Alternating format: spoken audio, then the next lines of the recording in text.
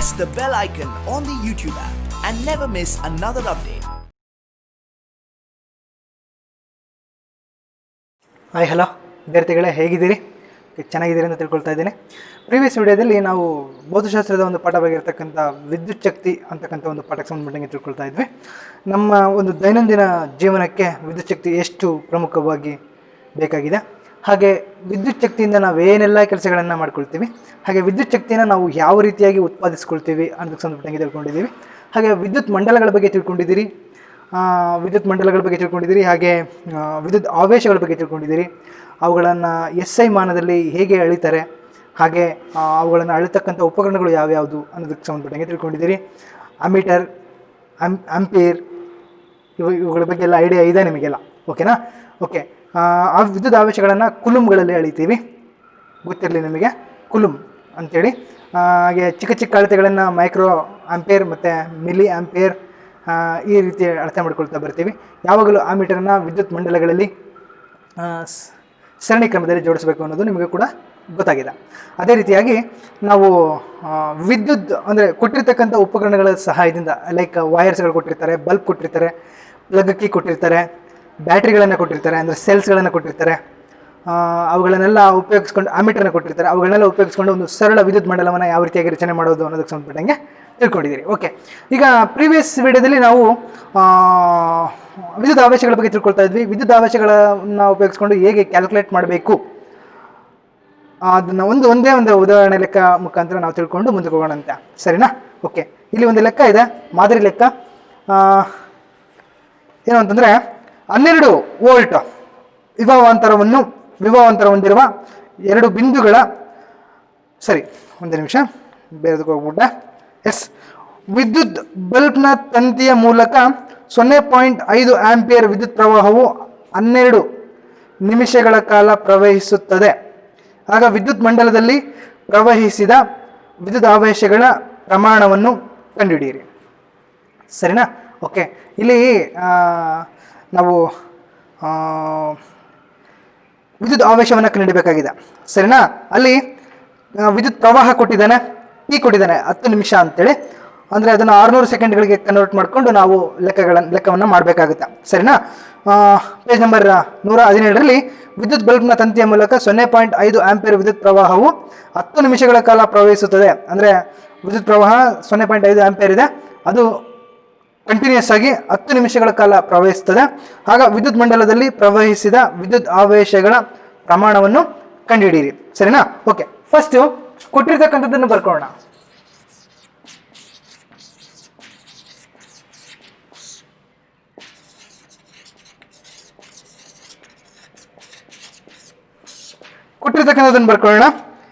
First I ಕೊಟ್ಟಿದ್ದಾನೆ ವಿದ್ಯುತ್ ಪ್ರವಾಹ.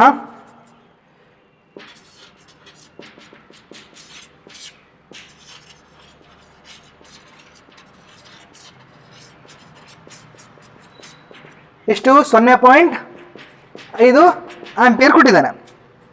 ಹಾಗೆ T ಕೊಟ್ಟಿದ್ದಾನೆ, ಸಮಯ, ಕಾಲ ಎಷ್ಟು? 10 ನಿಮಿಷ. ಅಂದರೆ 1 ನಿಮಿಷಕ್ಕೆ 60 ಸೆಕೆಂಡು, 10 × 60 600 ಸೆಕೆಂಡ್. ಯಾಕೆಂದ್ರೆ ನಾವು ಇಲ್ಲಿ ಸೆಕೆಂಡ್ಗಳಲ್ಲಿ ಇಡಬೇಕಾಗುತ್ತೆ, ಬಹಳ ಚಿಕ್ಕ ಒಂದು ಅಳತೆ. ಈಗ ನಾವೇನು ಕಂಡುಹಿಡಬೇಕು? ವಿದ್ಯುತ್ ಆವೇಶ ಕಂಡುಹಿಡಬೇಕು.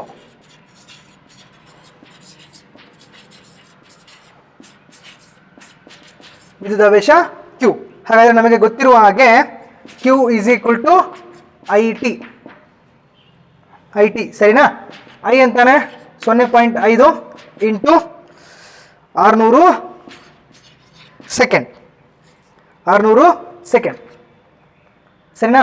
ಓಕೆ, 0 2 0 6 5 30 ದಶಕ 3 6 0 0 3, ಸರಿನಾ?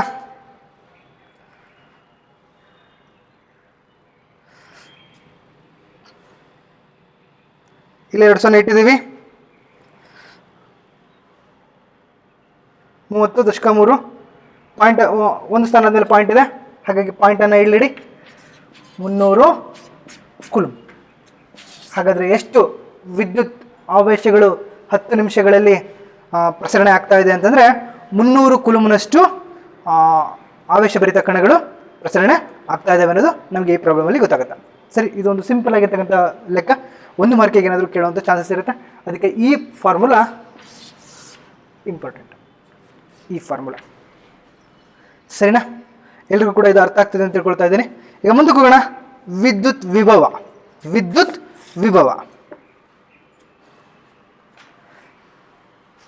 ಆಯ್ತಾಯ್ತಾ? ಸರಿ, ಎಲ್ರಿಗೂ ಇದು ಲೆಕ್ಕ ಅರ್ಥ ಆಗಿದೆ ಅಂತ ತಿಳ್ಕೊಳ್ತಾ ಇದನ್ನು ಅಳಿಸ್ತಾ ಇದ್ದೇನೆ.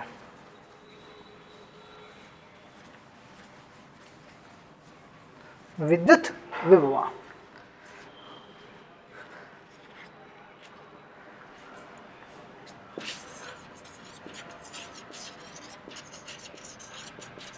ಅಥವಾ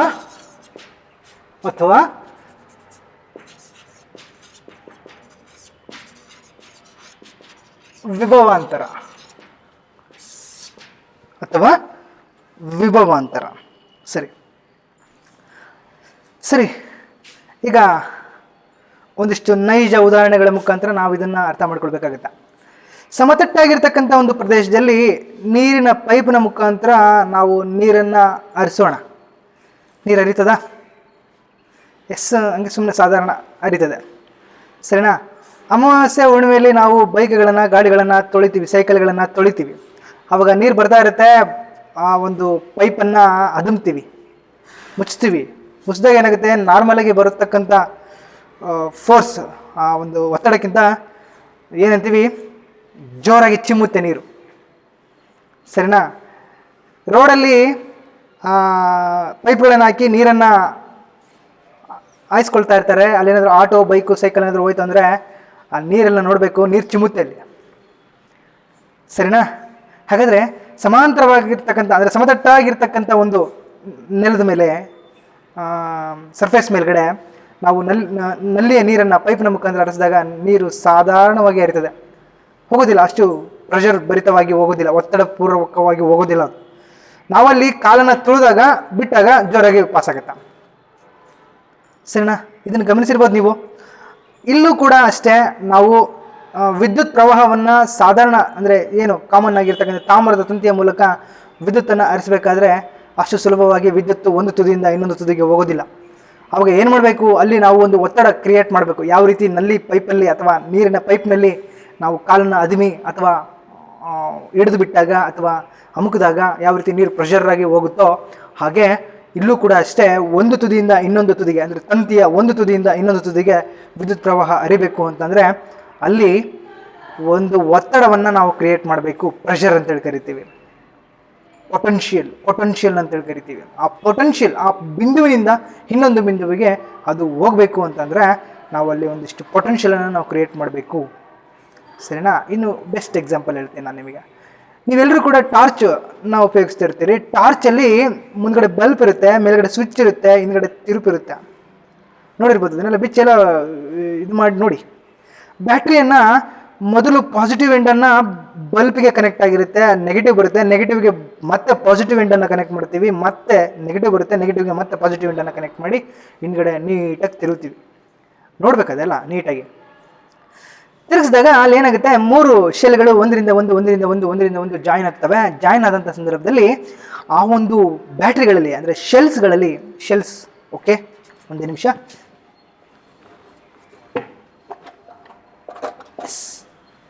ಶೆಲ್ಸ್ ನೀವು ನೋಡ್ತಾ ಇದ್ದೀರಿ, ಈ ಶೆಲ್ಸ್ಗಳು ಈ ಥರ ಇದೆ. ಸರಿನಾ? ಈ ಶೆಲ್ಸ್ಗಳನ್ನು ಒಂದರಿಂದ ಒಂದು ಈ ಥರ ಜೋಡಿಸಿದ ಸಂದರ್ಭದಲ್ಲಿ ಅಲ್ಲಿ ಟೈಟಾಗಿ ನಾವು ತಿರುಗಿಸಿದಾಗ, ಆ ಥ್ರೆಡ್ ಇರುತ್ತಲ್ಲ, ಟೈಟಾಗಿ ಅದರ ತಿರುಗಿಸಿದಾಗ ಅಲ್ಲಿ ಪೊಟೆನ್ಷಿಯಲ್ ಕ್ರಿಯೇಟ್ ಆಗುತ್ತೆ, ವಿಭವದ ವ್ಯತ್ಯಾಸ ಕ್ರಿಯೇಟ್ ಆಗುತ್ತೆ. ಆವಾಗ ಏನಾಗುತ್ತೆ, ಇದರಲ್ಲಿರ್ತಕ್ಕಂಥ ಕೆಮಿಕಲ್ಸ್ ಏನಿದ್ದಾವೆ, ರಾಸಾಯನಿಕಗಳು, ಈ ಒಂದು ವಿದ್ಯುತ್ ಪ್ರವಾಹ ಉಂಟು ಮಾಡೋದಕ್ಕೆ ಇದರಲ್ಲಿರ್ತಕ್ಕಂಥ ರಾಸಾಯನಿಕಗಳು ತಮ್ಮ ಶಕ್ತಿಯನ್ನು ವಹಿಸ್ತವೆ. ಈ ಬಿಂದುವಿನಿಂದ ಹಿಡಿದು ಈ ಬಿಂದುಗೆ, ಮುಂದ್ಗಡೆ ಇರತಕ್ಕಂಥ ಬಿಂದು ಅಂದರೆ ಬಲ್ಬ್ ಹತ್ತೋದಕ್ಕೆ ಸಹಾಯ ಮಾಡ್ತದೆ. ಇದೆ ಪೊಟೆನ್ಷಿಯಲ್, ಅಂದರೆ ವಿಭವಾಂತರವನ್ನು ಕ್ರಿಯೇಟ್ ಮಾಡ್ತಕ್ಕಂಥದ್ದು, ಉತ್ಪತ್ತಿ ಮಾಡ್ತಕ್ಕಂಥದ್ದು. ಇವನ್ನು ಕನ್ನಡದಲ್ಲಿ ಶುಷ್ಕ ಕೋಶ ಅಂತ ಕರೀತಾರೆ. ನಾವು ಬ್ಯಾಟ್ರಿ, ಶೆಲ್ಸ್ಗಳು, ಸೆಲ್ ಅಂತ ಕರಿತೀವಿ. ಸರಿನಾ? ಈ ರೀತಿಯಾಗಿ ವಿಭವಾಂತರವನ್ನು ನಾವು ಕ್ರಿಯೇಟ್ ಮಾಡ್ತೀವಿ. ಆವಾಗ ನಾವು ವಿಭವಾಂತರವನ್ನು ಕ್ರಿಯೇಟ್ ಮಾಡಿದಂಥ ಸಂದರ್ಭದಲ್ಲಿ ಅವು ಏನಾಗ್ತವೆ, ಒಂದು ಬಿಂದುವಿನಿಂದ ಇನ್ನೊಂದು ಬಿಂದುವಿಗೆ ಅವು ಪ್ರಸರಣ ಆಗ್ತದೆ. ವಿದ್ಯುತ್ ಪ್ರವಾಹ, ಆವಾಗ ಅಲ್ಲಿ ಕೆಲಸ ನಡೀತದೆ. ಸರಿನಾ?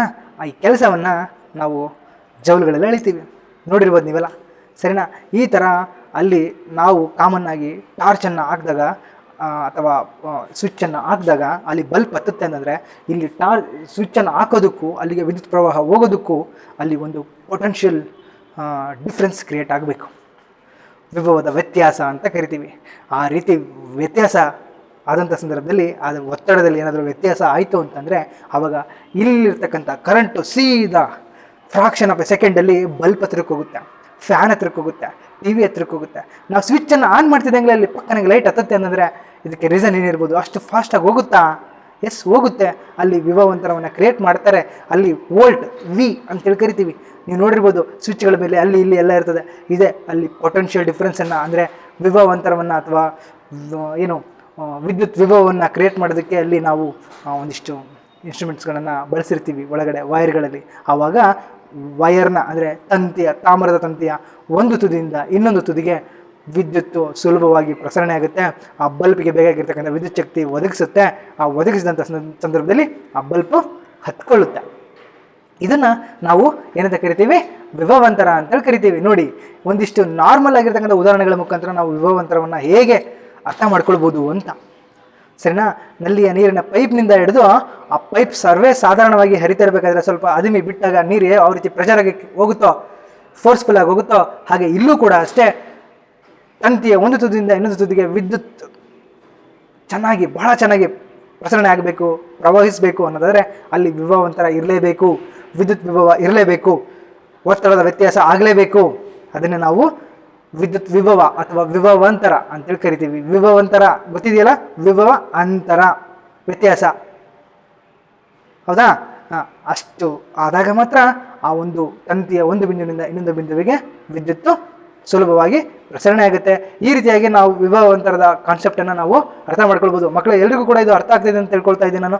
ಯಾರಿಗಾದ್ರೂ ಏನಾದರೂ ಡೌಟ್ ಇತ್ತು ಅಂದರೆ ಒನ್ಸ್ ಅಗೇನ್ ರಿಪೀಟ್ ಮಾಡಿ ನೋಡ್ಕೊಳ್ರಿ. ಒಂದಿಷ್ಟು ಸೆಂಟೆನ್ಸ್ಗಳನ್ನ ಬರೆಸ್ತೀನಿ ನಾನು, ನೀವು ನೋಡ್ಕೊಳ್ಬೋದು. ಅವನ್ನ ಓದ್ಕೊಂಡ್ರು ಕೂಡ ನಿಮಗೆ ಅನುಕೂಲ ಆಗುತ್ತೆ. ಸರಿನಾ? ಓಕೆ.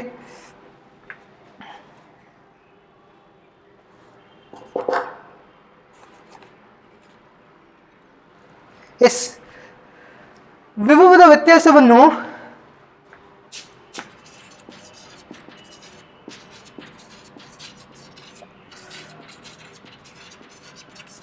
ಒಂದು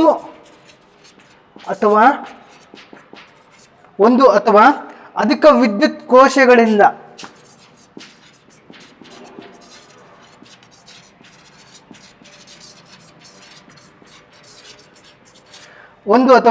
ವಿದ್ಯುತ್ ಕೋಶಗಳಿಂದ ಕೂಡಿದ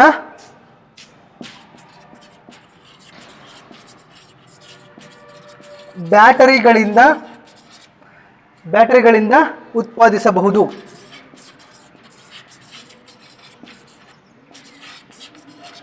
ಅರ್ಥ ಆಗ್ತಿದೆಯಲ್ಲ? ನಿಮ್ಗೆಲ್ರಿಗೂ ಕೂಡ ಇದು ಅರ್ಥ ಆಗ್ತಿದೆ ಅಂತ ತಿಳ್ಕೊಳ್ತಿದ್ದೀನಿ ನಾನು. ನಿಮಗೆ ಇಲ್ಲಿ ಬ್ಯಾಟ್ರಿ ಅಥವಾ ಶುಷ್ಕ ಕೋಶ ಅಥವಾ ವಿದ್ಯುತ್ ಕೋಶ ಎಲ್ಲ ಒಂದೇ, ಬ್ಯಾಟ್ರಿಗಳು, ಸೆಲ್ಸ್ಗಳು ಅಂತೇಳಿ ಕರಿತೀವಿ. ಸರಿನಾ? ಓಕೆ. ಇದು ನಾವು ಹೇಗೆ ವಿದ್ಯುತ್ ವಿಭವಾಂತರವನ್ನು ಉತ್ಪಾದಿಸ್ಕೊಳ್ಬೋದು ಅಂತಂದರೆ ವಿಭವದ ವ್ಯತ್ಯಾಸವನ್ನು ಒಂದು ಅಥವಾ ಅಧಿಕ ವಿದ್ಯುತ್ ಕೋಶಗಳಿಂದ ಕೂಡಿದ ಬ್ಯಾಟ್ರಿಗಳಿಂದ ನಾವು ಉತ್ಪಾದಿಸ್ಕೊಳ್ಬೋದು. ಯಾವುದನ್ನ? ವಿದ್ಯುತ್ ವಿಭವಾಂತರ ಅಂತೇಳಿ ಕರಿತೀವಿ. ಸರಿನಾ? ಓಕೆ. ವಿದ್ಯುತ್ ಕೋಶದಿಂದ ನೆಕ್ಸ್ಟ್ ನಿಮಗೆ ಗೊತ್ತಿರಲಿ, ವಿದ್ಯುತ್ ಕೋಶದಿಂದ ಯಾವುದೇ ಒಂದು ವಿದ್ಯುತ್ ಪ್ರವಾಹವನ್ನು ವಿದ್ಯುತ್ ಕೋಶ ಯಾವುದೇ ವಿದ್ಯುತ್ ಪ್ರವಾಹವನ್ನು ಸೆಳೆದಿದ್ರೂ ಕೂಡ ಅದರೊಳಗಡೆ ಇರ್ತಕ್ಕಂಥ, ಅಂದರೆ ಈ ಬ್ಯಾಟ್ರಿಗಳಲ್ಲಿ ಇರ್ತಕ್ಕಂಥ ಕೆಮಿಕಲ್ಸ್, ರಾಸಾಯನಿಕಗಳಂತೇಳಿ ಕರಿತೀವಿ. ಏನಂತ ಕರಿತೀವಿ?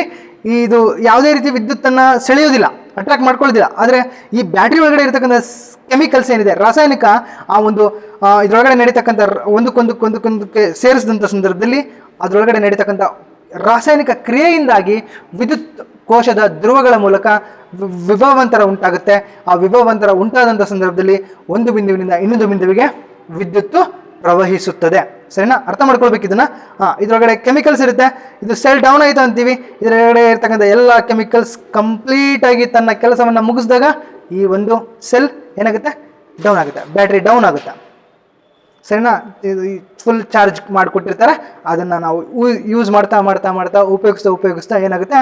ಅದು ತನ್ನ ಶಕ್ತಿಯನ್ನು ಕಳೆದುಕೊಳ್ಳುತ್ತೆ. ಅಂದರೆ ರಾಸಾಯನಿಕದಲ್ಲಿರ್ತಕ್ಕಂಥ ಶಕ್ತಿ ಕಳೆದು ಹೋದಾಗ ಅದು ವಿದ್ಯುತ್ ವಿಭವವನ್ನು ಉಂಟು ಮಾಡೋದಿಲ್ಲ. ಸರಿನಾ? ಬರ್ಕೊಳ್ಳಿ.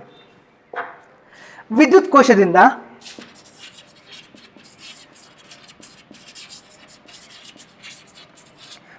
ಕೋಶದಿಂದ ಯಾವುದೇ ವಿದ್ಯುತ್ ಪ್ರವಾಹವನ್ನು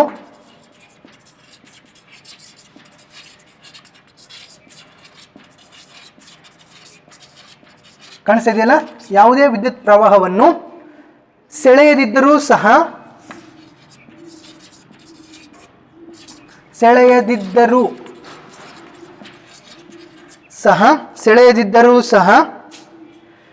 ವಿದ್ಯುತ್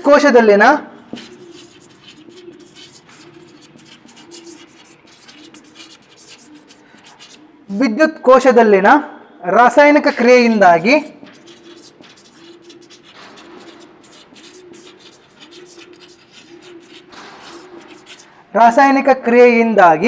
ವಿದ್ಯುತ್ ಕೋಶದ ಧ್ರುವಗಳ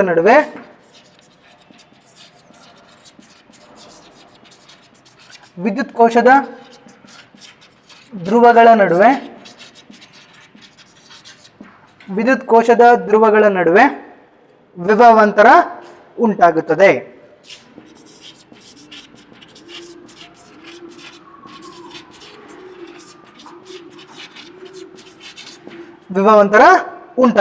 ಈ ರೀತಿಯಾಗಿ ಅದು ಬ್ಯಾಟ್ರಿ ಏನಿದೆ, ಸೆಲ್ಸ್ಗಳೇನಿದಾವೆ, ಅವು ವಿದ್ಯುತ್ತನ್ನು ಸೆಳಿಲಿಲ್ಲ ಅಂದ್ರೂ ಕೂಡ ಅವುಗಳಲ್ಲಿರ್ತಕ್ಕಂಥ ರಾಸಾಯನಿಕ ಕ್ರಿಯೆಯಿಂದಾಗಿ ಏನಾಗುತ್ತೆ, ವಿದ್ಯುತ್ ಕೋಶದ ಧ್ರುವಗಳ ನಡುವೆ ಒಂದು ವಿಭವಾಂತರ ಉಂಟಾಗುತ್ತದೆ. ಸರಿನಾ? ಈ ರೀತಿಯಾಗಿ ನಾವು ವಿಭವಾಂತರವನ್ನು ಉತ್ಪತ್ತಿ ಮಾಡ್ಕೊಳ್ಬೋದು. ಹಾಗಾದ್ರೆ ಕೋಶವನ್ನು ವಿದ್ಯುತ್ ಮಂಡಲದಲ್ಲಿ ಜೋಡಿಸಿದಂಥ ಸಂದರ್ಭದಲ್ಲಿ ವಿದ್ಯುತ್ ಆವೇಶಗಳ ಚಲನೆಯನ್ನು ವಾಹಕದಲ್ಲಿ ಉಂಟು ಮಾಡಿ ವಿದ್ಯುತ್ ಪ್ರವಾಹವನ್ನು ಉತ್ಪತ್ತಿ ಮಾಡ್ಬೋದು. ಈಗ ಒಂದು ವಿದ್ಯುತ್ ಮಂಡಲದಲ್ಲಿ ಒಂದ್ರ ಪಕ್ಕ ಒಂದು, ನಾನು ಹೇಳಿದ್ನಲ್ಲ, ಪಾಸಿಟಿವ್ ನೆಗೆಟಿವ್ಗೆ, ನೆಗೆಟಿವ್ ಪಾಸಿಟಿವ್ಗೆ, ಪಾಸಿಟಿವ್ ನೆಗೆಟಿವ್ಗೆ, ನೆಗೆಟಿವ್ ಪಾಸಿಟಿವ್ಗೆ ಸೆಲ್ಸ್ಗಳನ್ನು, ಅಂದರೆ ಈಗೇನು ತೋರಿಸಿದ್ನಲ್ಲ ಆ ಒಂದು ಸೆಲ್ಸ್ಗಳನ್ನು, ಬ್ಯಾಟ್ರಿಗಳನ್ನು ಒಂದರಿಂದ ಒಂದು ಜೋಡಿಸಿದ ಸಂದರ್ಭದಲ್ಲಿ ವಿಭವಾಂತರದ ಆವೇಶಗಳ ಚಲನೆಯನ್ನು ವಾಹಕದಲ್ಲಿ ಉಂಟು ಮಾಡಿ ವಿದ್ಯುತ್ ಪ್ರವಾಹವನ್ನು ಉತ್ಪಾದಿಸ್ಕೊಳ್ಬೋದು. ಆವಾಗ ಯಾಕಂದರೆ ಅಲ್ಲಿ ರಾಸಾಯನಿಕ ಕ್ರಿಯೆ ನಡೀತದೆ, ನೆಗೆಟಿವಿಂದ ಪಾಸಿಟಿವ್ಗೆ, ಪಾಸಿಟಿವ್ನಿಂದ ನೆಗೆಟಿವ್ಗೆ, ನೆಗೆಟಿವಿಂದ ಪಾಸಿಟಿವ್ಗೆ, ನೇರವಾಗಿ ಬಲ್ಬ್ಗೆ ಏನಾಗುತ್ತೆ, ವಿದ್ಯುತ್ತು ಈಸಿಯಾಗಿ ಹರಿತದೆ. ಹರಿದಂಥ ಸಂದರ್ಭದಲ್ಲಿ ಟಾರ್ಚನ್ನು ಆನ್ ಮಾಡ್ತಿದ್ದಂಗ್ಲೇ ಏನಾಗುತ್ತೆ, ಬಲ್ಬು ಹತ್ತುತ್ತೆ. ಅರ್ಥ ಮಾಡ್ಕೊಳ್ಬೇಕು. ನಾವು ಕಾಮನ್ ಆಗಿ ಟಾರ್ಚ್ಗೆ ಸೆಲ್ಸ್ಗಳನ್ನು ಹಾಕಿ ತಿರುಗಿಸಿ ಟಾರ್ಚನ್ನು ಆನ್ ಮಾಡಿ ಇಡ್ತೀವಿ. ಅಲ್ಲಿ ಹೇಗೆ ಕೆಲಸ ನಡೀತದೆ ಅನ್ನೋದು ಮುಖ್ಯ, ಯಾವ ರೀತಿಯಾಗಿ ಅಂತ ನೋಡಿ. ಇಲ್ಲಿ ಅರ್ಥ ಆಯಿತು ನಿಮಗೆ ಇವತ್ತಿನ ದಿನ ವಿಭವಾಂತರ ಹೇಗೆ ಕ್ರಿಯೇಟ್ ಆಗುತ್ತೆ ಅಂತ. ಸರಿನಾ? ಓಕೆ, ಅದನ್ನು ಕೂಡ ಬರ್ಕೊಂಬೋಣ, ಹೇಗೆ ಅದು ನಾವು ಅರ್ಥ ಮಾಡ್ಕೊಳ್ತಿದ್ದೀವಿ ಅಂತ. ಇದನ್ನು ಕರೆಕ್ಟಾಗಿ ಓದ್ಕೊಂಡು ಅರ್ಥ ಮಾಡ್ಕೊಂಡ್ರೆ ಮಾತ್ರ ಈ ವಿಭವಾಂತರ ಅರ್ಥ ಆಗೋದು. ಇಂಗ್ಲೀಷಲ್ಲಿ ಇದನ್ನು ಪೊಟೆನ್ಷಿಯಲ್ ಡಿಫ್ರೆನ್ಸ್ ಅಂತೇಳಿ ಕರಿತೀವಿ. ಏನಂತ ಕರಿತೀವಿ? Potential difference. ಎಸ್. ಕೋಶ ಅಂದ್ರೆ ಇಲ್ಲಿ ವಿದ್ಯುತ್ ಕೋಶ, ಬ್ಯಾಟ್ರಿ, ಸೆಲ್. ಓಕೆನಾ? ಓಕೆ. ಕೋಶವನ್ನು ಮಂಡಲದಲ್ಲಿ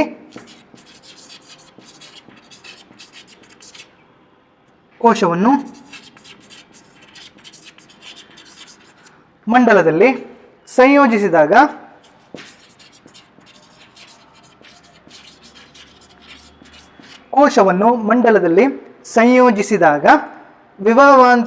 ವಿಭವಾಂತರವು ಅಲ್ಲಿ ಏನು ಸಂಯೋಜಿಸಿದಾಗ, ಕೋಶವನ್ನು ಮಂಡಲದಲ್ಲಿ ಸಂಯೋಜಿಸಿದಾಗ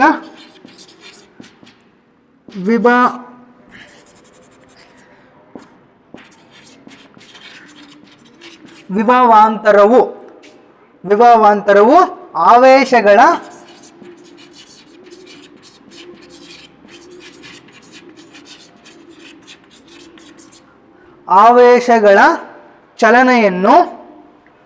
ಆವೇಶಗಳ ಚಲನೆಯನ್ನು ವಾಹಕದಲ್ಲಿ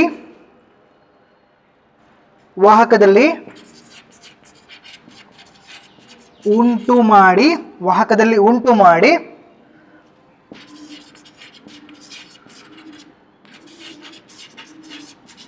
ವಿದ್ಯುತ್ ಪ್ರವಾಹವು ಉತ್ಪತ್ತಿಯಾಗುತ್ತದೆ. ಈ ರೀತಿಯಾಗಿ. ಸರಿನಾ? ಹೇಗೆ ಅಂತ ನೋಡ್ಕೊಳ್ರಿ. ನೋಡಿ, ಇಲ್ಲಿ ಮಂಡಲದಲ್ಲಿ ಅಂದರೆ ಸರ್ಕ್ಯೂಟ್ಸ್ ಅಂತೇಳಿ ಕರಿತೀವಿ. ಆ ಸರ್ಕ್ಯೂಟ್ಸ್ ಒಳಗಡೆ ನಾವು ಬ್ಯಾಟ್ರಿಗಳನ್ನು ಸಂಯೋಜಿಸಿದಾಗ, ನಾನು ಅವಾಗಲೇ ಹೇಳಿದೆ, ಒಂದು ಸಿಂಪಲ್ ಸರ್ಕ್ಯೂಟ್, ಟಾರ್ಚ್ ಹೇಳಿದೆ, ಟಾರ್ಚ್ ಒಳಗಡೆ ಬ್ಯಾಟ್ರಿನೆಲ್ಲ ತೆಗೆದುಬಿಡಿ. ಫಸ್ಟ್ ಪಾಸಿಟಿವ್ ಎಂಡನ್ನು ಹಾಕಬೇಕು, ಆಮೇಲೆ ನೆಗೆಟಿವ್ ಎಂಡಿಗೆ ಪಾಸಿಟಿವ್ ಎಂಡನ್ನು ಇದಾಗೋ ರೀತಿ ಮಾಡಿ ತಿರುಗಿಸ್ಬೇಕಲ್ಲಿ. ತಿರುಗಿಸಿದಾಗ ಸರ್ಕ್ಯೂಟ್ ಕಂಪ್ಲೀಟ್ ಆಗುತ್ತೆ. ಸರ್ಕ್ಯೂಟ್ ಕಂಪ್ಲೀಟ್ ಆಗ್ತಿದ್ದಂಗ್ಲೇ ಏನಾಯ್ತಲ್ಲಿ, ಸಂಯೋಜಿಸಿದ್ದೀವಿ. ಸಂಯೋಜಿಸಿದಾಗ ಏನಾಯಿತು, ವಿಭವಾಂತರ ಕ್ರಿಯೇಟ್ ಆಗೋದಕ್ಕೆ ಸ್ಟಾರ್ಟ್ ಆಯಿತು, ಉತ್ಪತ್ತಿ ಆಗೋದಕ್ಕೆ ಸ್ಟಾರ್ಟ್ ಆಯಿತು. ಅದು ನೆಗೆಟಿವ್ನಿಂದ ಪಾಸಿಟಿವ್ಗೆ, ಪಾಸಿಟಿವ್ನಿಂದ ನೆಗೆಟಿವ್ಗೆ, ಎಗೇನ್ ನೆಗೆಟಿವ್ನಿಂದ ಪಾಸಿಟಿವ್ ಮುಖಾಂತರ ಬಂದು ಬಲ್ಪಿಗೆ ವಿದ್ಯುತ್ ಪ್ರವಾಹವನ್ನು ಒದಗಿಸ್ಕೊಡ್ತದೆ. ಆವಾಗ ಬಲ್ಪ್ ಏನಾಗುತ್ತೆ, ಹತ್ತುತ್ತೆ. ಈ ರೀತಿ ನಾವು ಬ್ಯಾಟ್ರಿದು ಏನು ಹೇಳಿದೆ ಅದು ಈ ಸೆಂಟೆನ್ಸ್ಗಳ ಮುಖಾಂತರ ನಾವು ಅರ್ಥ ಮಾಡ್ಕೊಳ್ಬೋದು. ಟಾರ್ಚಿಂದು ಹಳ್ಳಿ ಕಡೆ ಎಲ್ಲ ಕರೆಂಟ್ ಹೋದಾಗ ನಾವೆಲ್ಲ ಟಾರ್ಚನ್ನು ಯೂಸ್ ಮಾಡ್ತಿರ್ತೀವಿ, ಸರ್ವೇ ಸಾಮಾನ್ಯವಾಗಿ ಯೂಸ್ ಮಾಡೋದು. ಆದರೆ ಇಲ್ಲಿ ಈ ಥರದೊಂದು ಪ್ರಕ್ರಿಯೆ ನಡೀತಾ ಇರ್ತದೆ, ಅರ್ಥ ಮಾಡ್ಕೊಳ್ಬೇಕು. ಸರಿನಾ? ಓಕೆ, ಏನಾದರೂ ಡೌಟ್ ಇದೆಯಾ? ಡೌಟ್ ಇದ್ರೆ ಒಂದ್ಸರಿ ಓದ್ಕೊಂಬಿಡಿ, ಗೊತ್ತಾಗುತ್ತೆ. ಸರಿ, ಹಾಗಾದ್ರೆ ಯಾವುದೇ ಒಂದು ವಿದ್ಯುತ್ ಮಂಡಲದಲ್ಲಿ ಒಂದು ಸರ್ಕ್ಯೂಟ್ ಒಳಗಡೆ ನಾವೇನಾದರೂ ವಿಭವಾಂತರವನ್ನು ಉತ್ಪತ್ತಿ ಮಾಡಬೇಕು ಅನ್ನೋದಾದ್ರೆ ನಾವು ಯಾವುಗಳನ್ನು ಬಳಸ್ಕೊಳ್ಬೇಕು? ವಿದ್ಯುತ್ ಕೋಶಗಳನ್ನು ಬಳಸ್ಕೊಳ್ಬೇಕು. ಬಳಸ್ಕೊಂಡು ಆ ಕೋಶವು ಅಂದರೆ ವಿದ್ಯುತ್ ಕೋಶದಲ್ಲಿ ತನ್ನಲ್ಲಿ ಏನು ಸಂಗ್ರಹಿಸಿಕೊಂಡಿರ್ತದೆ ಆ ರಾಸಾಯನಿಕ ಶಕ್ತಿಯನ್ನು ವಹಿಸ್ಕೊಂಡು ವಿದ್ಯುತ್ ಪ್ರವಾಹವನ್ನು ಕಳಿಸುತ್ತೆ ಒಂದು ಬಿಂದುವಿನಿಂದ ಇನ್ನೊಂದು ಬಿಂದುವಿಗೆ. ಗೊತ್ತಾಗ್ತಿದೆಯಲ್ಲ?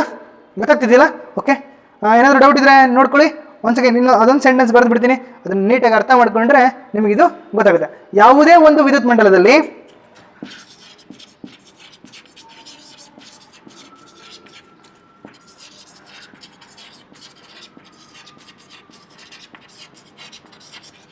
ಯಾವುದೇ ಒಂದು ವಿದ್ಯುತ್ ಮಂಡಲದಲ್ಲಿ ವಿದ್ಯುತ್ ಪ್ರವಾಹವನ್ನು ನಿರ್ವಹಿಸಲು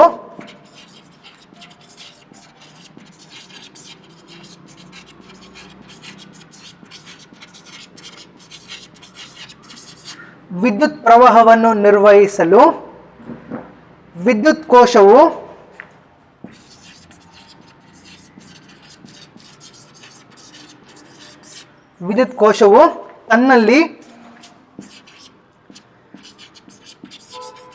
ತನ್ನಲ್ಲಿ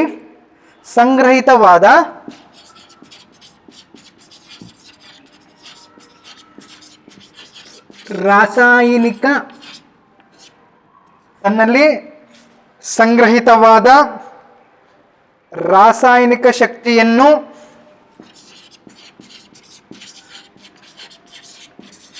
ವ್ಯಯಿಸಬೇಕು. ಇದು ಟಾರ್ಚ್ನಲ್ಲಿ ನಡೀತಕ್ಕಂಥ ಒಂದು ಪ್ರಕ್ರಿಯೆ. ಈ ಎರಡು ಸೆಂಟೆನ್ಸ್ ಯಾವ ರೀತಿ ಟಾರ್ಚ್ ಒಳಗಡೆ ವಿಭವಾಂತರ ಉತ್ಪತ್ತಿ ಆಗುತ್ತೆ, ಯಾವ ರೀತಿ ಉತ್ಪತ್ತಿ ಆಗುತ್ತೆ? ಎಸ್, ಈ ರೀತಿಯಾಗಿ ಉತ್ಪತ್ತಿ ಆಗುತ್ತೆ. ನಾನು ಹೇಳಿದ್ನಲ್ಲ, ಕರೆಕ್ಟಾಗಿ ಅರ್ಥ ಮಾಡ್ಕೊಳ್ಬೇಕು. ಇದು ಕಾನ್ಸೆಪ್ಟ್ ಚೆನ್ನಾಗಿ ಅರ್ಥ ಆಯಿತು ಅಂದರೆ ಮಾತ್ರ ಈ ಒಂದು ವಿದ್ಯುತ್ ಶಕ್ತಿ ಅಂತಕ್ಕಂಥ ಒಂದು ಪಾಠ ಅರ್ಥ ಆಗುತ್ತೆ ನಿಮಗೆ. ಸರಿನಾ? ಸೈಡಿಗೆ ನಿಂತ್ಕೊಳ್ತೀನಿ ನಾನು, ಗಮನಿಸ್ಕೊಳ್ಳಿ, ನೀಟಾಗಿ ಗಮನಿಸ್ಕೊಳ್ಬೇಕು. ಇಲ್ಲಿ ಬರ್ದಿರೋದು ಕಾಣಿಸ್ತಾ ಇದೆಯಾ?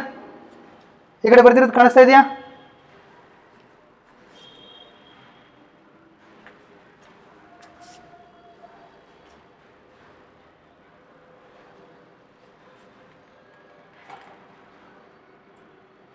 ಎಸ್, ಈಗ ಕಾಣಿಸ್ತಾ ಇದೆ ಅಂತ ತಿಳ್ಕೊಳ್ತಾ ಇದ್ದೀನಿ ನಾನು. ಎಸ್, ನೋಡ್ತಾ ಇದ್ದೀರಿ? ಹೇಗೆ ನಾವು ಟಾರ್ಚ್ ಒಳಗಡೆ ಬ್ಯಾಟ್ರಿಗಳನ್ನು ಉಪಯೋಗಿಸಿ ವಿಭವಾಂತರವನ್ನು ಉತ್ಪತ್ತಿ ಮಾಡ್ಕೊಳ್ತೀವಿ ಅನ್ನೋದನ್ನು ಸೆಂಟೆನ್ಸ್ಗಳಲ್ಲಿ ಬರೆದಿದ್ದೀನಿ, ಅರ್ಥ ಮಾಡ್ಕೊಳ್ಬೇಕು. ಸರಿನಾ? ಹಾಗಾದರೆ ಮಕ್ಕಳೇ, ವಿಭವಾಂತರ ಅಂದರೆ ಏನು? ಸರಿನಾ?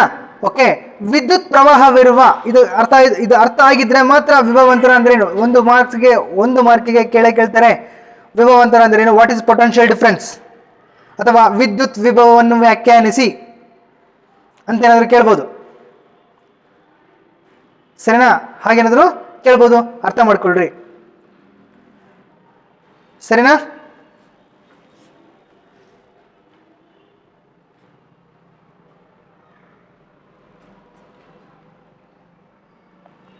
ಓಕೆ, ವಿಭವಾಂತರ ಅಂದ್ರೆ ಏನು? ವಿದ್ಯುತ್ ಪ್ರವಾಹವಿರುವ ವಿದ್ಯುತ್ ಮಂಡಲದಲ್ಲಿ ಎರಡು ಬಿಂದುಗಳ ನಡುವಿನ ವಿದ್ಯುತ್ ವಿಭವಾಂತರವು ಒಂದು ಏಕಮಾನ ವಿದ್ಯುತ್ ಆವೇಶವನ್ನು ಒಂದು ಬಿಂದುವಿನಿಂದ ಇನ್ನೊಂದು ಬಿಂದುವಿಗೆ ತರುವಲ್ಲಿ ನಡೆದ ಕೆಲಸವನ್ನು ಒಂದು ವಿಭವಾಂತರ ಅಥವಾ ವಿಭವಾಂತರ ವಿದ್ಯುತ್ ವಿಭವ ಅಂತೇಳಿ ವ್ಯಾಖ್ಯಾನಿಸ್ಬೋದು. ಸರಿ, ಏನು ಸರ್ ಉದ್ದೋಕ್ ಸೆಂಟೆನ್ಸ್ ಹೇಳ್ಬಿಟ್ರಿ, ನಮಗಿದು ಗೊತ್ತಾಗಲಿಲ್ಲ. ಎಸ್, ಬರ್ಕೊಡ್ರಿ. ವಿಭವಾಂತರ ಅಂದ್ರೆ ಏನು, ಬಹಳ ಇಂಪಾರ್ಟೆಂಟ್ ಆಗಿರ್ತಕ್ಕಂಥ ಒಂದು ಕಾನ್ಸೆಪ್ಟ್ ಇದು. ಹಾಗೆ ಡೆಫಿನಿಷನ್ ಕೂಡ ಅಷ್ಟೇ. ವಿಭವಾಂತರ ಅಂದ್ರೆ ಏನು, ಅವಾಗಲಿಂದ ಹೇಳ್ತಾ ಇದ್ದೀನಿ. ಒಂದು ತಂತಿಯಲ್ಲಿ ಒಂದು ಬಿಂದುವಿನಿಂದ ಇನ್ನೊಂದು ಬಿಂದುವಿಗೆ, ಅಂದರೆ ಈ ಥರ ಒಂದು ಬಿಂದುವಿನಿಂದ ಇನ್ನೊಂದು ಬಿಂದುವಿಗೆ ಈ ಥರ ಇದು ವಿದ್ಯುತ್ ಪ್ರವಾಹ ಇರ್ತದೆ. ಈ ವಿದ್ಯುತ್ ಪ್ರವಾಹ ಇರ್ತಕ್ಕಂಥ ಮಂಡಲದಲ್ಲಿ ವಿದ್ಯುತ್ ಮಂಡಲದಲ್ಲಿ ಈ ಎರಡು ಬಿಂದುಗಳ ನಡುವಿನ ವಿಭವಾಂತರವು ಒಂದು ಏಕಮಾನ ಆವೇಶವನ್ನು ಈ ಬಿಂದುವಿನಿಂದ ಈ ಬಿಂದುವಿಗೆ ತರುವಲ್ಲಿ ಆಗುವ ಕೆಲಸ ಅಂತೇಳಿ ನಾವು ವ್ಯಾಖ್ಯಾನಿಸಬಹುದು. ಅರ್ಥ ಆಗ್ತಿದೆಯಾ? ಗೊತ್ತಾಗ್ತಿದೆಯಲ್ಲ? ಅರ್ಥ ಆಗ್ತಿದೆಯಾ? once again ರಿಪೀಟ್ ಮಾಡ್ತಾ ಇದ್ದೀನಿ. ವಿದ್ಯುತ್ ಪ್ರವಾಹವಿರುವ ವಿದ್ಯುತ್ ಮಂಡಲದಲ್ಲಿ ಎರಡು ಬಿಂದುಗಳ ನಡುವಿನ ವಿಭವಾಂತರವು ಒಂದು ಏಕಮಾನ ಆವೇಶವನ್ನು ಒಂದು ಬಿಂದುವಿನಿಂದ ಇನ್ನೊಂದು ಬಿಂದುವಿಗೆ ತರುವಲ್ಲಿ ನಡೆದ ಕೆಲಸ ಅಥವಾ ಆಗುವ ಕೆಲಸ ಅಂತೇಳಿ ನಾವು ವಿಭವಾಂತರವನ್ನು ವ್ಯಾಖ್ಯಾನಿಸಬಹುದು.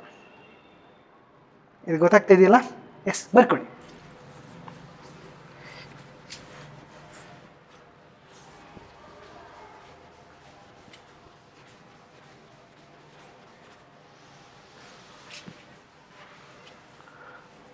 ಎಸ್, ವಿಭವಾಂತರ ಅಂದ್ರೆ ಏನು?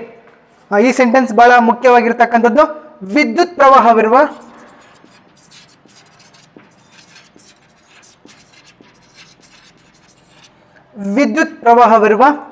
ವಿದ್ಯುತ್ ಮಂಡಲದಲ್ಲಿ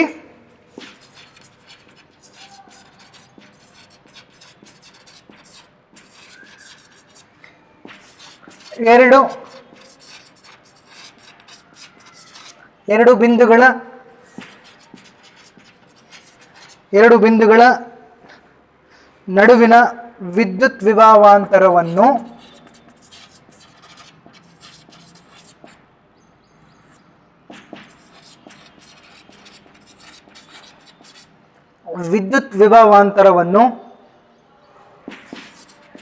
ಒಂದು ಏಕಮಾನ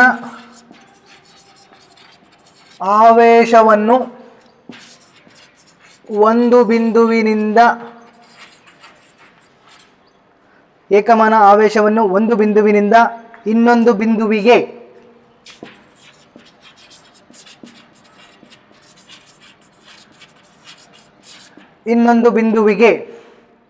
ತರುವಲ್ಲಿ ಆಗುವ ಕೆಲಸ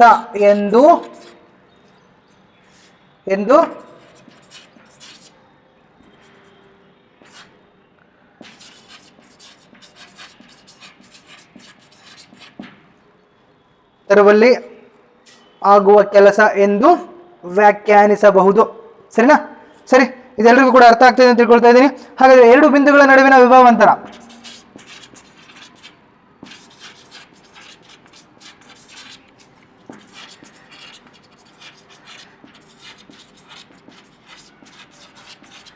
V is equal to ಕೆಲಸ W divided by ಆವೇಶ Q. ಇದನ್ನ V is equal to W divided by Q ಅಂತೇಳಿ ನಾವು ಬರಿಬಹುದು. ಸರಿನಾ? ಇದು ವಿಭವಾಂತರಕ್ಕೆ ಸಂಬಂಧಪಟ್ಟಂಗೆ ಡೆಫಿನಿಷನ್ ಮತ್ತೆ ಫಾರ್ಮುಲಾ. ಕ್ಯಾಪಿಟಲ್ ವಿ ಅಂತಂದ್ರೆ ಇದನ್ನ ವೋಲ್ಟ್ ಅಂತ ಕರಿತೀವಿ. ವೋಲ್ಟ್ ಇದು ಒಬ್ಬ ವಿಜ್ಞಾನಿಯ ಹೆಸರು. ಒಬ್ಬ ಇಟಲಿಯ ಭೌತವಿಜ್ಞಾನಿಯಾಗಿರ್ತಕ್ಕಂಥ ಅಲೆಕ್ಸಾಂಡ್ರೋ ವೋಲ್ಟ್ ಅಂತಕ್ಕಂಥ ಒಬ್ಬ ವಿಜ್ಞಾನಿಯ ಸವಿನೆನಪಿಗಾಗಿ ಅವ್ನು ಮಾಡಿರ್ತಕ್ಕಂಥ ಕೆಲಸವನ್ನು ಸದಾ ಜ್ಞಾಪಕ ಇಟ್ಕೊಳ್ಬೇಕು ಅನ್ನೋ ಕಾರಣದಿಂದ ನಾವು ವೋಲ್ಟ್ ಅಂತೇಳಿ ಒಂದು ಮಾನವನ್ನು ಅಳವಡಿಸ್ಕೊಂಡಿದ್ದೀವಿ. ಆ ವೋಲ್ಟ್ ಅಂತಕ್ಕಂಥ ಒಂದು SI ಮಾನ ವಿಭವಾಂತರವನ್ನು ಅಳೆಯೋದಕ್ಕೆ ಬಳಸ್ಕೊಳ್ತೀವಿ. ಅರ್ಥ ಮಾಡ್ಕೊಳ್ರಿ, ವಿಭವಾಂತರವನ್ನು ಅಳೆಯೋದಕ್ಕೆ ಬಳಸ್ಕೊಳ್ತಾ ಇದ್ದೀವಿ. ಹಾಗಾದರೆ ವಿಭವಾಂತರದ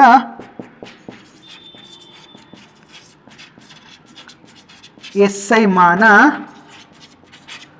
ವೋಲ್ಟ್ V. ವೋಲ್ಟ್. ಯಾರ ಒಬ್ಬ ವಿಜ್ಞಾನಿ ಹೆಸರಿದು? ಇಟಲಿಯ ಭೌತವಿಜ್ಞಾನಿ ಅಲೆಸ್ಸಾಂಡ್ರೋ ವೋಲ್ಟ್. ಅಲೆಸ್ಸಾಂಡ್ರೋ ವೋಲ್ಟ್ ಅಂತಕ್ಕಂಥ ಒಬ್ಬ ಭೌತವಿಜ್ಞಾನಿ, ಅವನ ಒಂದು ಹೆಸರಿಗೆ ಅವನು ಮಾಡಿರ್ತಕ್ಕಂಥ ಕೆಲಸದ ಸವಿ ನೆನಪಿಗಾಗಿ ನಾವು ವಿಭವಾಂತರದ ಸಿಸ್ಟಮ್ ಆಫ್ ಇಂಟರ್ನ್ಯಾಷನಲ್, ಅಂತಾರಾಷ್ಟ್ರೀಯ ಏಕಮಾನವಾಗಿ ವೋಲ್ಟ್ ಅಂತ ಒಂದು ಕೊನೆಯ ವರ್ಡ್ ಏನಿದೆಯಲ್ಲ, ಆ ವೋಲ್ಟ್ ಅಂತಕ್ಕಂಥ ಒಂದು ಮಾನವಾಗಿ ಬಳಸ್ಕೊಳ್ತಾ ಇದ್ದೀವಿ. ಹಾಗಾದರೆ ವಿಭವಾಂತರವನ್ನು ಅಳೆಯೋದಕ್ಕೆ ಒಂದು ಉಪಕರಣವನ್ನು ಕೂಡ ಬಳಸ್ತಾ ಇದ್ದೀವಿ, ಅದು ಕೂಡ ಇದರ ಹೆಸರೇ ವೋಲ್ಟಾಮೀಟರ್. ಉಪಕರಣ ಯಾವುದು? ಇದನ್ನು ಅಳಿತಕ್ಕಂಥದ್ದು ವಿಭವಾಂತರವನ್ನು ಅಳೆಯುವ ಸಾಧನ ಅಥವಾ ಉಪಕರಣ. ಉಪಕರಣ ಏನಂತ ಕರಿತೀವಿ? ವೋಲ್ಟಾಮೀಟರ್.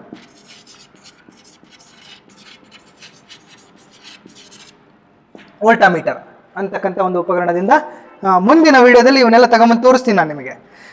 ಯಾವ ರೀತಿ ಆಮೀಟರ್ ಅಂದರೆ ಹೇಗಿರುತ್ತೆ, ವೋಲ್ಟಾಮೀಟರ್ ಅಂದರೆ ಹೇಗಿರುತ್ತೆ, ಬಲ್ಪು, ಬ್ಯಾಟ್ರಿ, ಟಾರ್ಚ್ ಅವನ್ನ ಸಂಯೋಜಿಸೋದು ಹೇಗೆ, ವೈರ್ಗಳು ಹೆಂಗೆ ಸೇರಿಸ್ಕೊಳ್ಬೇಕು, ಇವೆಲ್ಲ ಬೇರೆ ಬೇರೆ ರೀತಿಯಾಗಿರ್ತಕ್ಕಂಥ ಒಂದಿಷ್ಟು ಉಪಕರಣಗಳಿದ್ದಾವೆ. ಆ ಉಪಕರಣಗಳನ್ನು ಮುಂದಿನ ವಿಡಿಯೋದಲ್ಲಿ ತಗೊಂಬಂದು ತೋರಿಸ್ತಕ್ಕಂಥ ಒಂದು ವ್ಯವಸ್ಥೆನ ಮಾಡ್ತೀನಿ. ಹಾಗಾದರೆ ವಿಭವಾಂತರದ ಎಸ್ಐ ಮಾನ ಏನು? ವೋಲ್ಟು. ಇದು ಅಲೆಸಾಂಡ್ರೋ ವೋಲ್ಟ್ನ ಒಬ್ಬ ಭೌತವಿಜ್ಞಾನಿ, ಇಟಲಿಯವನು, ಅವನ ಹೆಸರಿಂದಲೇ ಕರಿತಾ ಇದ್ದೀವಿ. ವಿಭವಾಂತರವನ್ನು ಅಳೆಯೋದಕ್ಕೆ ವೋಲ್ಟ್ ಅಂತಕ್ಕಂಥ ಒಂದು ಮಾನದಿಂದ ಅಳಿತೀವಿ. ಅಳಿತಕ್ಕಂಥ ಒಂದು ಸಾಧನ ಯಾವುದು? ವೋಲ್ಟಾಮೀಟರ್. ವೋಲ್ಟಾಮೀಟರ್. ಹಾಗಾದರೆ ಮಕ್ಕಳೇ ಒಂದು ಅರ್ಥ ಮಾಡ್ಕೊಳ್ಬೇಕು, ಮೊನ್ನೆ ಎಕ್ಸಾಮಲ್ಲೂ ಕೂಡ ಕೇಳಿದ್ರು, ವಿದ್ಯುತ್ ಮಂಡಲದಲ್ಲಿ ವೋಲ್ಟಾಮೀಟರನ್ನು ಹೇಗೆ ಜೋಡಿಸಬೇಕು? ಸಮಾಂತರವಾಗಿ ಜೋಡಿಸಬೇಕು. ಹೇಗೆ ಹೇಳಿ? ಸಮಾಂತರವಾಗಿ ಜೋಡಿಸಬೇಕು. ಆಮೀಟರ್ನ ಹೇಗೆ ಜೋಡಿಸಬೇಕು? ಸರಣಿ ಕ್ರಮದಲ್ಲಿ ಜೋಡಿಸಬೇಕು. ಹೇಗೆ ಜೋಡಿಸಬೇಕು? ಸರಣಿ ಕ್ರಮದಲ್ಲಿ ಜೋಡಿಸಬೇಕು. ಆಮೀಟರ್ನ ಸರಣಿ ಕ್ರಮದಲ್ಲಿ, ವೋಲ್ಟಾಮೀಟರ್ನ ಸಮಾಂತರ ಕ್ರಮದಲ್ಲಿ ಜೋಡಿಸ್ಕೊಳ್ಬೇಕು. ಸರಿ ಮಕ್ಕಳೇ, ಇಲ್ಲಿವರೆಗೂ ಒಂದು ವಿಭವಾಂತರ ಅಂದರೆ ಏನು, ವಿಭವಾಂತರದ ಒಂದು ಫಾರ್ಮುಲಾ V=W/Q, ಹಾಗೆ ವಿಭವಾಂತರದ SI ಮಾನ ವೋಲ್ಟ್, ಹಾಗೆ ವಿಭವಾಂತರವನ್ನು ಅಳೆಯೋದು ಬಳಸ್ತಕ್ಕಂಥ ಉಪಕರಣ ವೋಲ್ಟಾಮೀಟರ್. ಇಲ್ಲಿ ಒಂದು ವೋಲ್ಟ್ ಅಂದರೆ ಏನು? ಪ್ರಿವಿಯಸ್ ವಿಡಿಯೋದಲ್ಲಿ ನಾವು ಹೇಳಿದ್ವಿ ಒಂದು ಆಂಪಿಯರ್ ಅಂದರೆ ಏನು ಅಂತ. ಹಾಗೆ ಇಲ್ಲೂ ಕೂಡ ನಾವು ಹೇಳಬೇಕಾಗುತ್ತೆ ಒಂದು ವೋಲ್ಟ್ ಅಂದರೆ ಏನು. ಯಾವುದೇ ಅನುಕ್ರಮವಾದ ವಿದ್ಯುತ್ ವಾಹಕದ ಎರಡು ಬಿಂದುಗಳ ನಡುವೆ ಒಂದು ಕುಲುಂ ಆವೇಶವನ್ನು ಒಂದು ಬಿಂದುವಿನಿಂದ ಇನ್ನೊಂದು ಬಿಂದುವಿಗೆ ತರುವಲ್ಲಿ 1 ಜೌಲ್ ಕೆಲಸ ನಡೆದರೆ ಅದನ್ನು ನಾವು 1 ವೋಲ್ಟ್ ಅಂತೇಳಿ ಕರಿತೀವಿ. ಹೇಗಿದೆ ನೋಡಿ, ಸರಿನಾ? ಯಾವುದೇ ಅನುಕ್ರಮವಾಗಿರ್ತಕ್ಕಂಥ ವಿದ್ಯುತ್ ವಾಹಕದ ಎರಡು ಬಿಂದುಗಳ ನಡುವೆ 1 ಕುಲುಂ ಆವೇಶವನ್ನು ಒಂದು ಬಿಂದುವಿನಿಂದ ಇನ್ನೊಂದು ಬಿಂದುವಿಗೆ ತರುವಲ್ಲಿ ನಡೆದ ಕೆಲಸ 1 ಜೌಲ್ ಆಗಿದ್ರೆ ಅದನ್ನು ನಾವೇನಂತ ಕರಿತೀವಿ? 1 ವೋಲ್ಟ್ ಅಂತೇಳಿ ಕರಿತೀವಿ. ಹೇಗಿದೆ ನೋಡಿ, ಇದನ್ನು ನಾವು 1 ವೋಲ್ಟ್ ಅಂದರೆ ಏನು, 1 ವೋಲ್ಟ್ ವ್ಯಾಖ್ಯಾನಿಸಿ ಅನ್ನೋದಕ್ಕೆ ಡೆಫಿನೇಷನ್ ಬರಬೇಕಾಗುತ್ತಾ? ಸರಿ ಮಕ್ಕಳೇ, ಅರ್ಥ ಆಗ್ತಿದೆಯಲ್ಲ? ಸರಿ, ಅದೊಂದು ಡೆಫಿನೇಷನ್ ಕೂಡ ಬರ್ಕೊಂಬೋಣ. ಸರಿ, ಅಳಿಸ್ತಾ ಇದ್ದೀನಿ ಇದನ್ನ. ಅರ್ಥ ಆಗ್ತಿದ್ದಿಲ್ಲ? ವಿಭವಾಂತರ ಅಂದ್ರೆ ಏನು? ವಿಭವಾಂತರ ಎರಡು ಬಿಂದುಗಳ ನಡುವಿನ ವಿಭವಾಂತರ V = ಕೆಲಸ ಡಿವೈಡೆಡ್ ಬೈ ಆವೇಶ, V = W/Q. SI ಮಾನ ವೋಲ್ಟ್, ಅಳೆಯುವ ಉಪಕರಣ ವೋಲ್ಟಾಮೀಟರ್. ಹಾಗಾದ್ರೆ ಇವಾಗ 1 ವೋಲ್ಟ್ ಅಂದ್ರೆ ಏನು?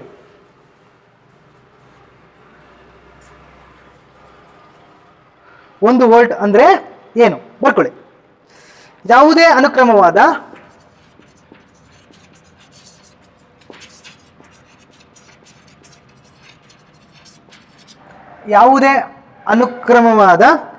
ವಿದ್ಯುತ್ ವಾಹಕದ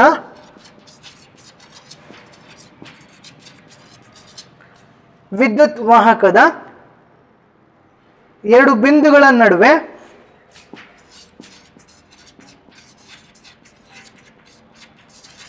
ಎರಡು ಬಿಂದುಗಳ ನಡುವೆ 1 ಕುಲುಂ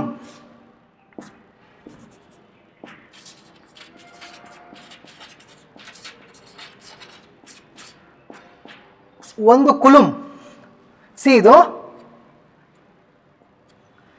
ಇದು 1 ಕುಲುಂ ಆವೇಶವನ್ನು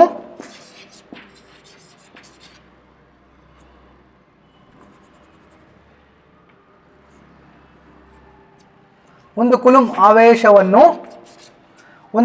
ಆವೇಶವನ್ನು ಒಂದು ಬಿಂದುವಿನಿಂದ ಇನ್ನೊಂದು ಬಿಂದುವಿಗೆ ತರುವಲ್ಲಿ ನಡೆದ ಕೆಲಸ, ಆಗುವ ಕೆಲಸ. ಸರಿನಾ?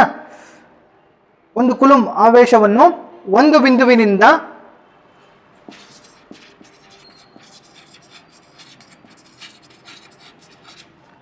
ಇನ್ನೊಂದು ಬಿಂದುವಿಗೆ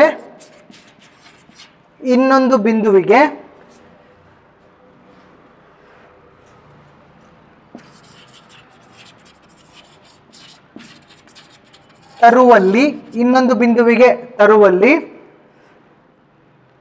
ಒಂದು ಜೌಲ್. ಓಕೆ,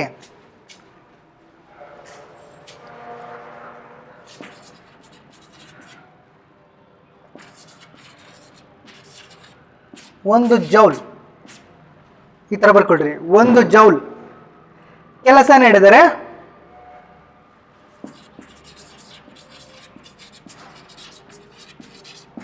ಆ ಎರಡು ಬಿಂದುಗಳ ನಡುವಿನ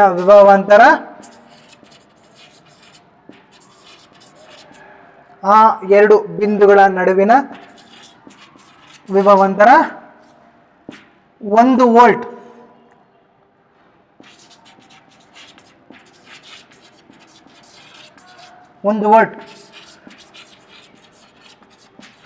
ಆಗಿರುತ್ತದೆ.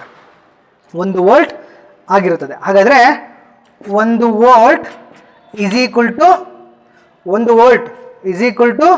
1 ಜೌಲ್ ಡಿವೈಡ್ ಬೈ 1 ಕುಲುಂ. ಹಾಗಾದ್ರೆ V is equal to joule per coulomb. V is equal to 1 joule ಅಥವಾ ಒಂದಾದ್ರೂ ಬರ್ಕೊಳ್ರಿ, ಹಾಗಾದ್ರೂ ಬರ್ಕೊಳ್ರಿ. 1 volt is equal to 1 joule per coulomb. 1 joule per coulomb ಅಂದ್ರೆ ಮೇಲ್ಗಡೆ ಅಂತಂದ್ರೆ -1 ಆಗುತ್ತೆ. ಸಿ ಮೇಲ್ಗಡೆ ಜೌಲ್ ಪರ್ ಕುಲುಂ.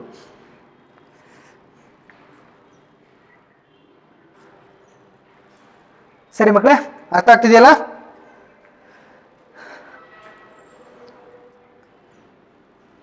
ನೋಡಿ, ಈ ರೀತಿಯಾಗಿ ನಾವು ವಿಭವಾಂತರವನ್ನ ಅರ್ಥ ಮಾಡ್ಕೊಳ್ಬಹುದು. ವಿಭವಾಂತರವನ್ನ ಡೆಫಿನಿಷನ್ ಅರ್ಥ ಮಾಡ್ಕೊಂಡ್ವಿ. ವಿಭವಾಂತರವನ್ನ ಅಳೆಯುವ ಮಾನ SI ಮಾನ ವೋಲ್ಟ್ ಅಂತ ತಿಳ್ಕೊಂಡ್ವಿ. ಹಾಗೆ ವಿಭವಾಂತರವನ್ನು ಅಳೆಯೋದಕ್ಕೆ ಉಪಯೋಗಿಸ್ತಕ್ಕಂಥ ಉಪಕರಣ ವೋಲ್ಟಾಮೀಟರ್ ಅಂತ ತಿಳ್ಕೊಂಡ್ವಿ. 1 ವೋಲ್ಟ್ ಅಂದರೆ ಏನು ಅನ್ನೋದನ್ನು ಕೂಡ ತಿಳ್ಕೊಂಡ್ವಿ. ಸರಿನಾ?